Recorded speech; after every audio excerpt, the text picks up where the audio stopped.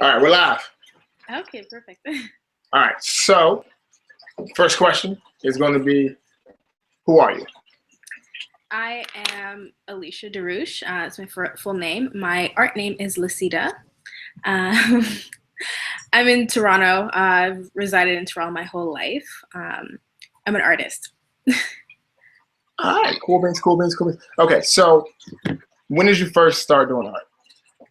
From young, I've had my whole family, the whole generation, we're all artists. My grandmother's an artist. She's done pottery. She does paintings. So I've been in art since like 4 or 5 years old. I took it seriously end of high school and have been doing digital work since last year. All right, so of course, I'm in the big cartel, and I clicked on Meet the Artist because I want to know the artist. And I see here it says, one thing I've always held onto was my belief in myself. It was dimmed from time to time. I can't, this thing about reading, it gets to me. But it says you're dimmed from time to time, but it's always been there, waiting in the shadows for me to bring it back out. All right, so what does that mean? It basically means I've always had this self-confidence. It kind of shows in my work, but I've had this self-confidence about myself. I've had a pretty hard time growing up. I've always been bullied, but despite that, I've always had belief that I can be who I want to be. I don't have to listen to other people to validate myself. And I kept that mantra throughout elementary school, throughout high school. And then after high school, it kind of fell off, which is kind of what I'm referring to by it being dimmed. I wasn't so confident, but I still had that belief that I know I can do this. I just need to put in the effort and put in the time. And that's exactly what I did. Just said, you know what, let me just go ahead and start my life. And pretty much what I did. That's why I started going back into art and applying myself in it. And that's where my confidence comes from. It's so funny. When I was a kid, right, I used to draw a lot. Like I used to draw Sonic. I think it was like 6th grade. I would draw Sonic, and then I would draw Dragon Ball Z, and other stuff like that. And I used to draw all the time. Like when I first started, I was terrible at it. I was terrible. And then I got the best drawer in my class to give me like a sketch of like his like sample stuff, and I just started copying, mimicking it, trying to figure it out. And I started getting somewhat decent, right? And I remember like what dimmed my light from art from then up until now. My teacher would come up, right, and she'll see our work, and she would pick mine up and rip it in half and sit it back down. Oh. Right? Oh my God. She would rip it in half, sit it back down, and she did this so often, right? Like she'd be like, Michael, do your work. And I was like, I'm done with the work. Right? Now, it probably wasn't done right, but I was done with it. And I was like, all right, cool. I'm gonna do something quiet because I always talk a lot. So I'm gonna be quiet. I'm not gonna mess with anybody. I'm gonna draw my pictures and just be out of the way. And she would come by and rip my art up every single day. So eventually, I was just like, I'm gonna stop drawing it so she can't, keep doing it. And it bummed me out so bad when I was a kid because, I really, I thought I was doing something. I thought I was having a good time. And it's like my life for art has always been dimmed. So I'm fascinated with artists because I have these things in my head, like they up here, but then like when I get ready to, on a piece of paper, like I can draw you a dragon, or like a butterfly. That's what you get. And I was looking through your work when I first found you, and I was like, this is some pretty cool, like, because I think it was doing like the nude section, right? It popped up on my search function. And I was like, huh. So, well, I guess my next question or conversation piece would be, what inspires you? What's your inspiration to do your epic artwork? Oh, wow.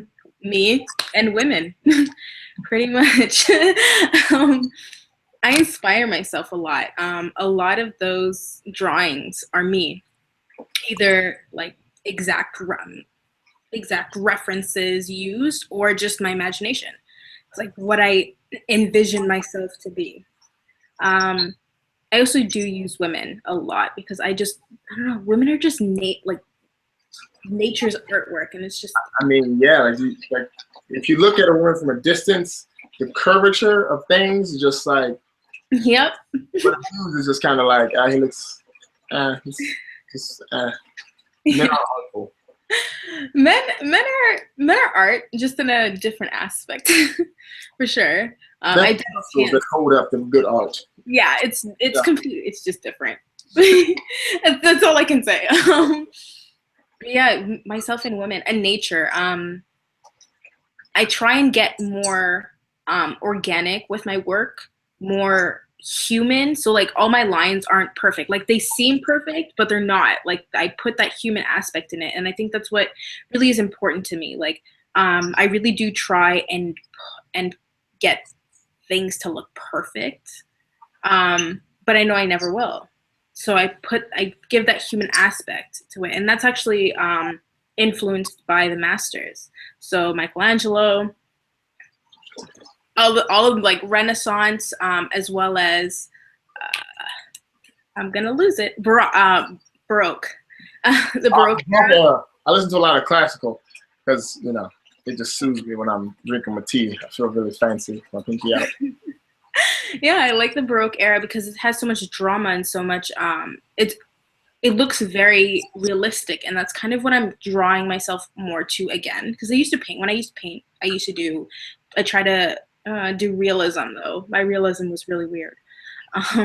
That's where I try and draw my references from, just classic, more realistic art. What was it? You said something that really sparked me. Dang it. Oh, about perfection. It was funny because, like, I'll tell people all the time, right? They'll say stuff to me like, Michael, you're not perfect. You're trying to be perfect. And I'm like, of course I am. Of course I want to be perfect, right? Because to me, I never enter a test, right, to get less than 100, right? Like, I may know I'm not going to get 100 because I didn't study. But I'm not going to be like, I'm not shooting for anything less than 100. And I thought it was so funny that so many people will accept the fact that they may not get 100 and just use it as an excuse, right? They don't even try. Like, oh, well, no one's be perfect. No one's ever perfect, so why should I even try to be perfect? And it's like the fact that you're chasing perfection in your art means you're always going to progress, right? Because every time perfection is just one step away, and you can't catch that step. And if you can't catch that step, then your evolution is going to be ridiculous. You're going from Goku, right, to Super Saiyan God Goku. Yep. Like, I don't know, whatever they give him next, like Super Saiyan Mega Man 3-5. I have no clue. Yeah. And I just thought that was so interesting. And then I must tell you, my first cartoon crush, second cartoon crush was Princess Jasmine. Yes, she was mine too. She's bae, definite bae. First girl, then Princess, and then Jessica Rabbit. And I saw your original piece with Princess Jasmine, and I was like, oh yes, a lot of people like that. I actually was inspired by just like one day I was just like, I kind of wonder what it would look like. So I just started, and I just drew her without a top on, and then I got some complaints like, why'd you make Jasmine naked? I'm like, she had to get undressed at some point in time, right? Exactly. Like, she was giving the look. It had to progress. Because like when I first saw it, it was like a Princess Leia, Princess Jasmine kind of feel, and I was like, I like that. Because I remember that scene, and I was just like, oh yeah.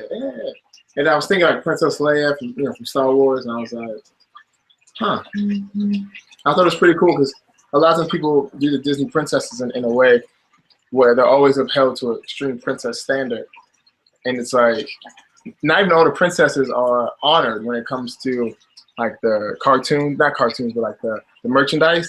Like I've never seen Fiona, right, from Shrek on a book bag, right? Or you never see like the non-pretty ones, I guess. Yeah. It's like, I think like somebody can just destroy that with some artwork, right? Because Fiona, she beta somebody. Shrek loves her. She's nice and green, like money. Somebody likes her. But there was a lady, I can't remember what her name was, but she sold a painting of herself. It was like a new painting of herself for a couple $1,000s, right? And I was like, it was fascinating because on her website, she was like, if you're a female, she'll charge you, let's say like $100 or something. But if you're a guy, she's charging like 200 because she's gonna have to put up with you trying to hit on her because all her pieces are her naked, like she does naked portraits of herself. Then I saw one of these two twins who did like a naked piece of each other or of themselves, and it was so funny because like the interviewer asked them who took the picture, and they were like, "Oh, our mom," right? And it was so funny. So I was wondering, would you ever do something like that where you do? Because like when I say realistic, this is as real as it gets. Like every nook and cranny of both the twins and the one lady were there. Like there was nothing left to imagination. Like would you ever do something like that, or have someone else do something like that where you can, I don't know, express yourself in a different manner? The one thing that always sticks with me is my art teacher during high school. She hated realism. And she hated it so much because she's like, it's not real art. You're not expressing an emotion. You're just taking a photograph and painting it to be exactly how it is in the photograph. Why not just have the photograph? And that's always stuck with me in a way. I have a deep appreciation for hyperrealism, but I don't think I would do it. I think for me personally, I have to have that element of myself, of that element of just art in there where it's not realistic in a way. I think that's more. So I'd be open to it, but I probably wouldn't. I wouldn't execute it myself. I'd have somebody do it of me, but I think I'd be kind of weird about it. It's just like, oh my god, it looks so much like me. I can't. No, I don't know. It would have to be like a yes, no, maybe so kind of situation. I was asking that because I was looking at your Chance the Rapper piece. Yeah. And then there was also your one on the Rihanna one you had in your site. Hold up, yeah, there it is. And I thought it was so interesting because like it's her and it's him, but it's done in a style where it's your style. And then I don't know, like who's that in the back behind That's Chance? me. Yeah, I thought so. Right, I definitely thought so. I just wanted to make sure that people could see, you know, that Chance, you know, this is Chance's defense. So it's like when you get to a point like this, like when you take a picture of Rihanna, how do you like change it out? Because look, I'm ordering art from you now, so like how do you add that piece of you to something that's already real, right? Because like all I can draw is dragons and butterflies, so I don't know how to make things look epic because I just don't have the juice. I draw out the outline. I do the outline first. I just lay down the basic, and then from there, I either take away or add to it. So with the Rihanna piece, I added different colors you would probably never see in her. She wouldn't have a blue shoulder or a purple elbow, right? But I think that's what I bring to it. I bring to it like a different perspective. Like with Chance, he's not going to be all pink and purple, Right. but it's the shadows and the highlights. I still use that. So that's how it looks more realistic. Like you can tell it's him, but without being realistic in the skin tone. And I think just the way my lines are, like with those two pieces, I did it with the the pencil tool in Photoshop, and that gave it its pixelized. That's like boxes, and I was just like, that had to be difficult as heck to just like to do it. Yeah, it was. Those were a couple of my first pieces, and it was very nerve-wracking because when you're doing a person, you always want it to look realistic, and like not realistic, more have the features of them. So when I was starting out, I started out doing by doing Kid Cudi, and he was my first one. With Third Eye, right? Yeah. I was really nervous for it because I wanted to make it look like him without it being an exact replica of him. So that was really challenging. It was just about shadows, highlights, mid-tones, and just getting that perfect balance. Yeah, because like you said, if it's just like them, then why not just get a picture? Now, I like the fact you add that. I don't know, like that. I mean, you add that to that, you know, that the finesse. Yeah, the boof. Because like I don't, it's just like when I try to add lines and stuff or anything I'm drawing, it doesn't pop, right? Like I just started doing there's like water ink art. I saw it on YouTube the other day when I was on the plane back from Italy, and I was like, yo, I could make this happen. This is easy. I love doing my little calligraphy drawing on my little Buddha board. And it's like, even with that, I feel I'm limited when I draw, right? Because it's just like, okay, I can make a swirl, I can make a box. I'm like, I can make a heart. I was good at cutting out hearts as a kid. Like Valentine's Day, I cut out all the hearts. Didn't get none, but I cut out all the hearts in Valentine's Day. So it's like, I don't know, like the mind of an artist to me always fascinates me. To be able to take what's real, then make it fake, and then make it real in someone else's mind.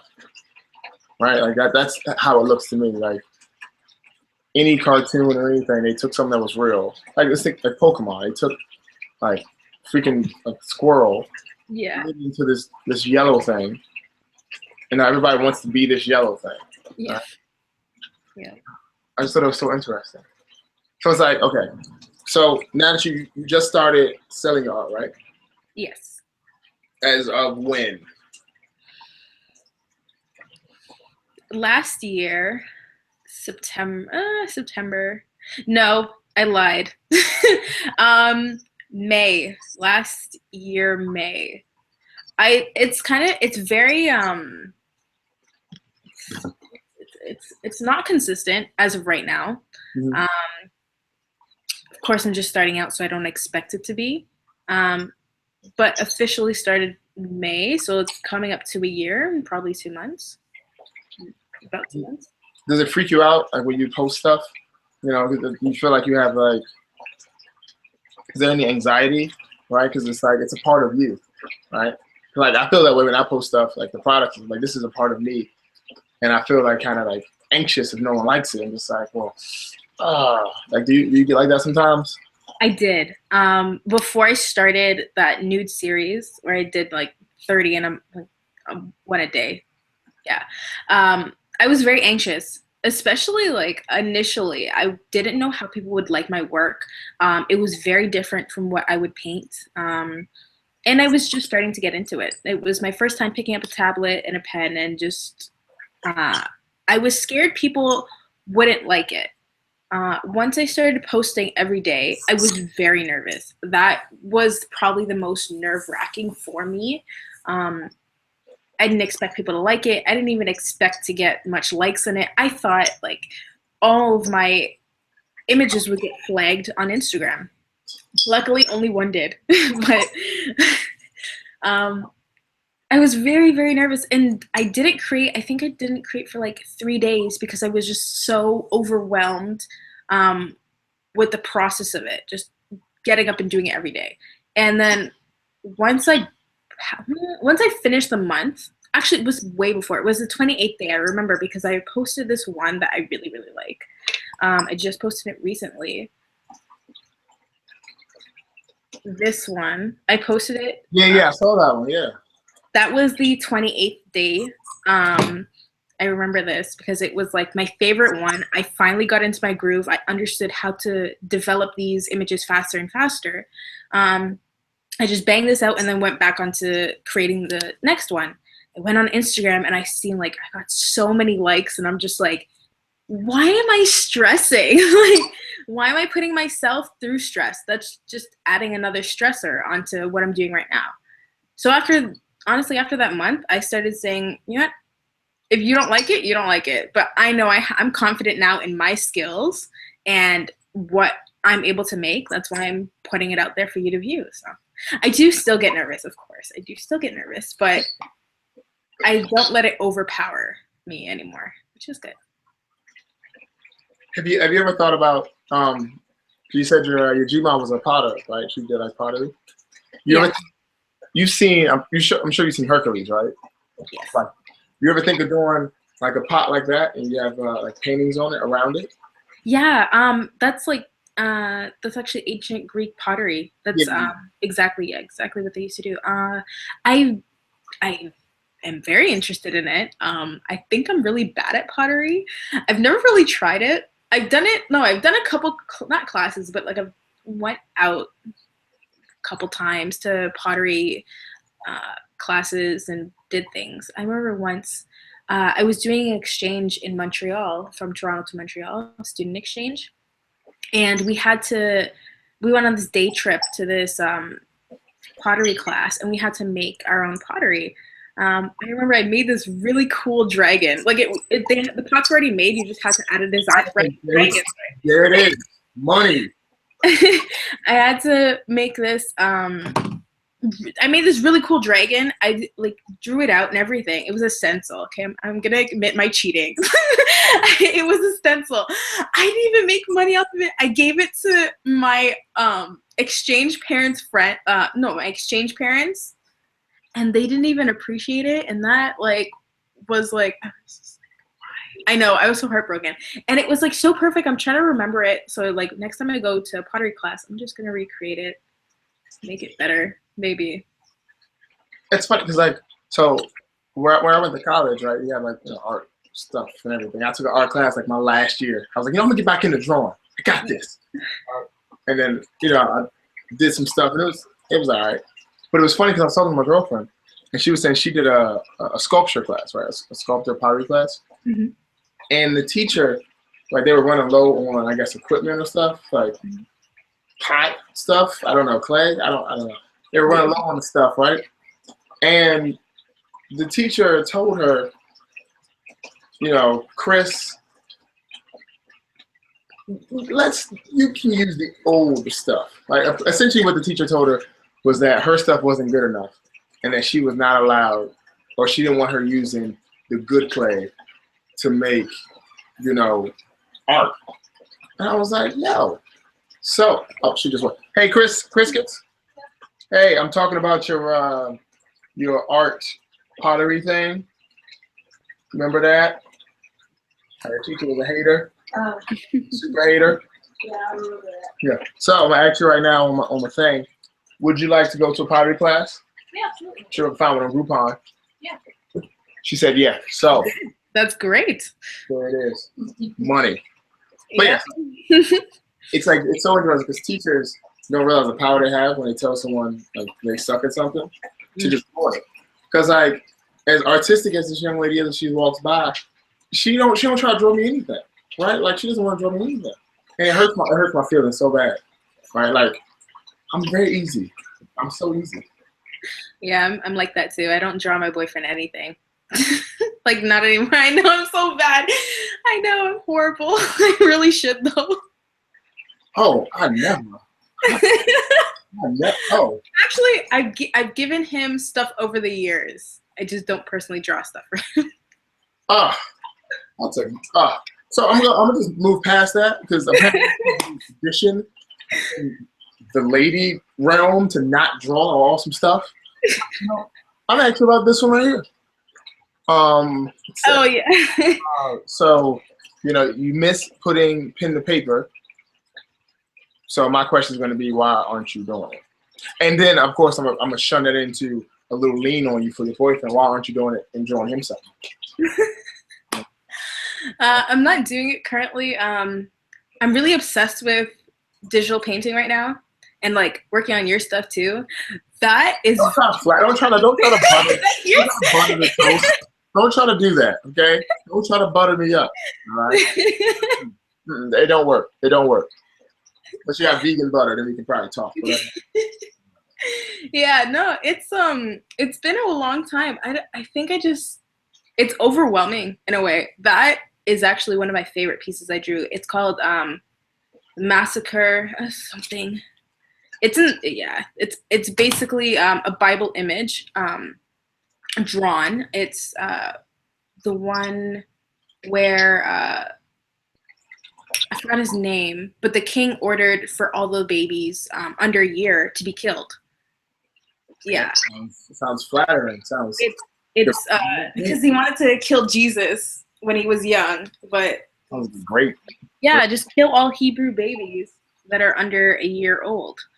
And it's an image depicted from that. It's such a beautiful image, and there's so much going on that I just wanted to take a piece of it and just draw it and try it out, and it works. Like, I don't think it would work because I'm like, I've been doing digital for so long. I don't think I can translate what's in my head into paintings or into drawings anymore. I think I've lost that connection, but I just find I have a deeper connection with it. Like I'm able to do it without even thinking anymore. And I think, yeah, I need to definitely make some drawings. I do. I think I'll wait on it though. I mean, I can give you like 2 hours. I can give you like 2 hours. I can spare 2 before I start a riot. Before I start, just flipping stuff. Just. Oh, don't hurt him. I know. I'm sorry. I got it. Okay, so I guess I wanted to ask you. So, how do I put it? Oh, what's been the toughest hurdle for you to jump? Right? Because, like, I already asked you about the fear part of it. But it's like, what's the toughest hurdle? Right? Is it like negativity comes from people close to you? Because I always know like people close to you can stab you deeper than people that are far away. So have you experienced anything like that where it's just, like you're drawing, you're doing your work, you're doing your art, but you feel discouraged because, the people that love you don't love you in that sense. They don't love that part of you. Yes, I do experience that in some ways. I guess it's not an overall negativity. Like, my mother has been so supportive in my art career. I'm very blessed to have her support me. I just feel like sometimes she gets on me because she doesn't really understand that the world that we live in, we're much more connected now than ever before. Like, we have Instagram, Twitter, Facebook, LinkedIn, Snapchat. We have all these social media apps that can actually help us to propel forward and to earn money and to make our own businesses. Like you have, like we have all of these tools that are so readily available, but I don't think she can understand that the aspect of my life is important. So she kind of dogs me on that, but it's coming from a place of I worry about you. So I guess that negativity isn't, I don't see it as negativity. Sometimes I do. I just like, okay, I get you. But it's more of like I'm dogging on you because you need to do better. You need to, I need to see quick results, fast results, and But anywhere else, I don't really get negativity. I do get a lot of silence. A lot of my friends are silent. When it comes to like, sorry? That hurts, doesn't it? Like I know it is. Like, yeah, it's like you're my friend, you're here for me, of course, but how are you supporting me? A lot of my friends are like, yeah, I'll come to your shows, yeah, I'll do this for you, yeah, that's great. And a lot of people do ask me to create things for them. Out of the goodness of my heart, I do create it, but very rarely. Like, I probably do it for people who I consider like very, very close. But it's like, oh, I'll get you in the future. Yeah, that don't come. Yeah, it's like, that's great. That's great to hear. But negativity mostly comes from myself. I am the worst. Your worst critic, huh? I am my worst own critic. I get in my way so much, and that's the only reason I haven't progressed. Like, I get like so much positive feedback from so many people, and I'm just here like, yeah, I'm not shit. Like, I'm not the greatest. But it's like, why are you dogging on yourself when you know you can do this? Why are you putting yourself down? So it's like, what's that balance of being a critic for yourself, but like also being good to yourself? Because you can't have the good without the bad, of course, but you can't have the bad without the good. You have to uplift yourself. Yin and yang. Yeah. Do you think your mother is like her Ragnar is like her fear? Because Yes. mother always wants to see their child succeed. And you think she's just afraid a little bit? She's completely afraid. Like, I can see it. Like, she doesn't show it. She jokes around with me all the time, but like, she's afraid. Like, she got in an accident actually not a couple weeks ago. And it was really bad. Like, we could have lost her this year. Like, it was like if it was like if the car turned and flipped over, yeah. But like, she walked out with barely anything. Like, if it landed in a different direction, I could have lost my mom. So like, she now has this fear that because we're like, I have 3 brothers, so since we're all still young, she has this fear that we're not going to get our life in order in case anything's and we don't have our life in order in case anything happens. So that's mainly where that fear is coming from. So I understand it. That's why I'm just kind of like brush off my shoulder. I know where it's coming from. I'll take it, but I'll take it with a grain of salt. Do you find it a bit motivating? Because like for me, like I love when people tell me I can't do something. Because I'm just gonna be like, for real, bro? Well, let's see. Like, if anyone ever wants to motivate me, just tell me I can't do something. Because I'm gonna accept your challenge. And it's like, do you feel like that's like, she probably doesn't mean it as a motivating way to enforce your art. That sense, she's trying to motivate your being. But do you feel like, when she says these things to you, it makes you feel like a little certain way? Are you kind of like, I'm gonna prove you wrong, Mom? Yeah, definitely. It's like, I'm gonna prove you wrong. I'm gonna show you exactly what I can do and exactly where I can go and how I can elevate us. It's like a good thing. More than I'll show you. Like, yeah. Oh, let me see the time. All right, so I think got 7 more minutes. Or are you good to go? Yeah, I got 7 more. I just gotta get ready for class. All right. So I'm gonna end it with my final question, and it's usually my one of my breaking ice questions when I meet somebody, and it's simply going to be, if you could control one element, earth, fire, water, or air, what would you choose? Ooh. Can I be an airbender?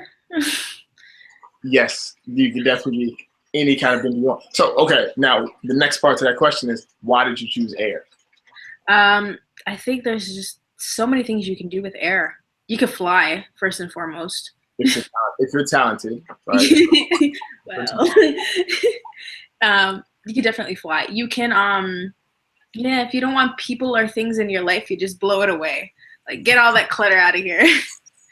I'm an earth sign, so it's kind of like I've always associated myself with travel.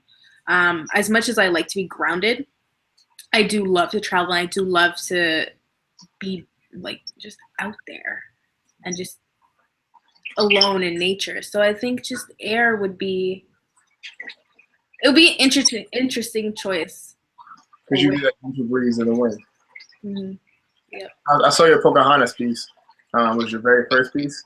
Now I'm not gonna lie to you, Pocahontas was not like at the very bottom of my like Disney movies thing. It's not popping.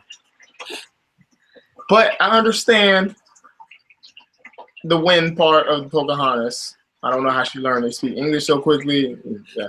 I think they were just throwing stuff out there for this one. Like, come on, like full on English because of the wind. Like, I think John learned how to speak the language that they were speaking. Low key, because then he's like, oh, she's like, do you understand me? He's like, you understand me? So I think it was just like, if that's the case, then like, how did he understand the her dad and then vice? You know what? Then the second one. The second one went to England. I was like, Polka, no! Like, what are you doing? Why? But I'm never gonna get into my heartbreak from Polka. No, that was horrible. She's like 12. She's like 12 cartoon babe, like right above Fiona, just right above Fiona. Oh my god. Yeah, like nothing against Fiona. She's a great personality, but she just no. All right. Anyways. But yeah, so that was that's just a question I wanted to know. So I like to figure out what people would choose. Like I personally would choose fire, because I believe fire is beautiful and necessary. Because there's like a certain tree in like California that only like seeds once it's burnt. And I always thought that was so interesting. Wow. Everybody inspires destruction, but just like when Zuko, went and saw the dragons, like those colors, it was just like, so I just thought that was interesting because without the sun, we wouldn't even be here, especially without air, because without air, you can't really have fire. Unless you're the sun, you can just make stuff happen in space. You know what I'm saying? Just be flaring it up. But yeah, so that's my last part. Make sure you get ready for class. Anything you want to know about anything before I shut this down? I think I do have questions, but I don't know.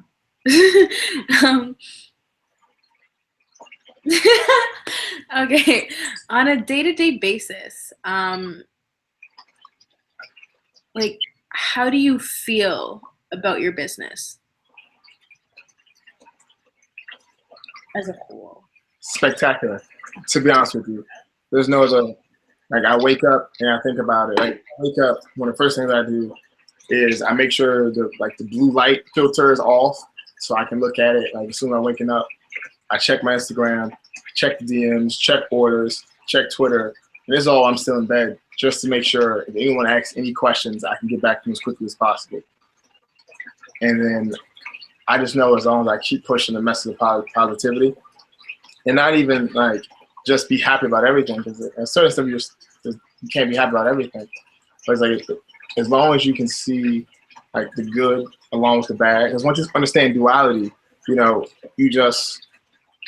you understand like why people do things, why things happen, and it doesn't hurt you. Like, people ask me all the time, how are you? And I say I'm spectacular, right? Like, and that's the answer every time. I'm spectacular, I'm stupendous, because even if I'm having a bad day, I'm gonna push it. And that's what I try to do with the company. Is like, I want you to realize, just because your entire life someone has told you that you're within in this box, this parameter, doesn't mean that this is the truth, right? It's like the Truman Show.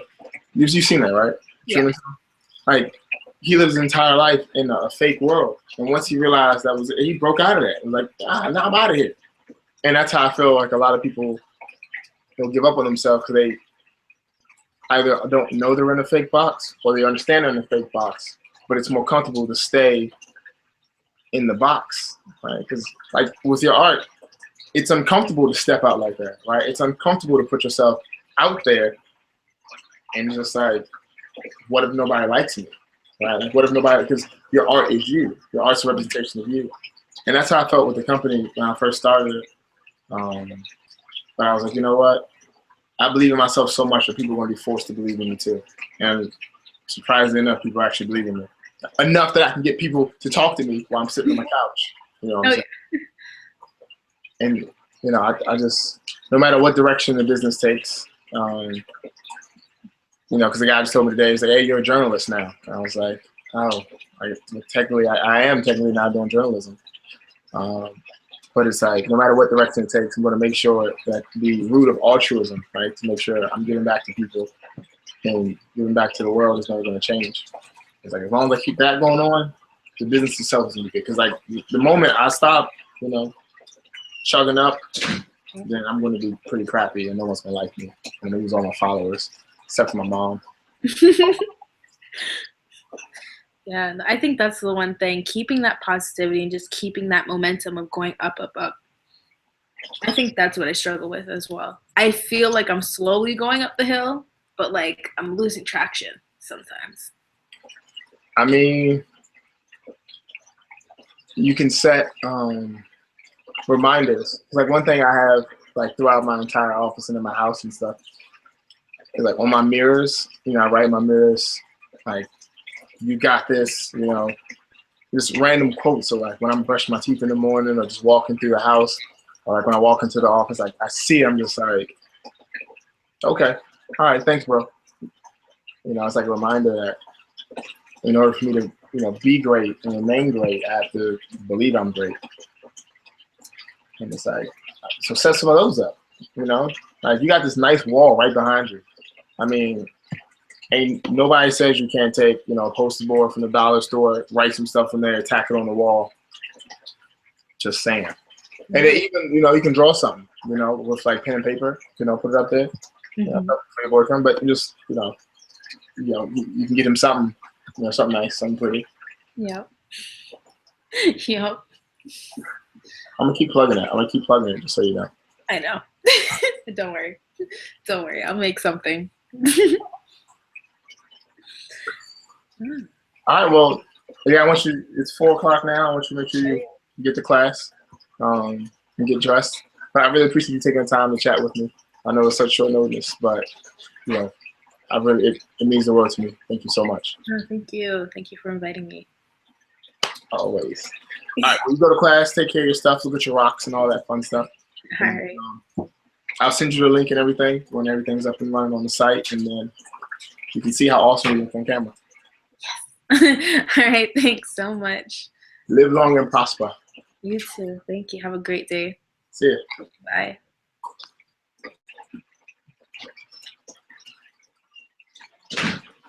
That was awesome. Why is this thing still on? Oh.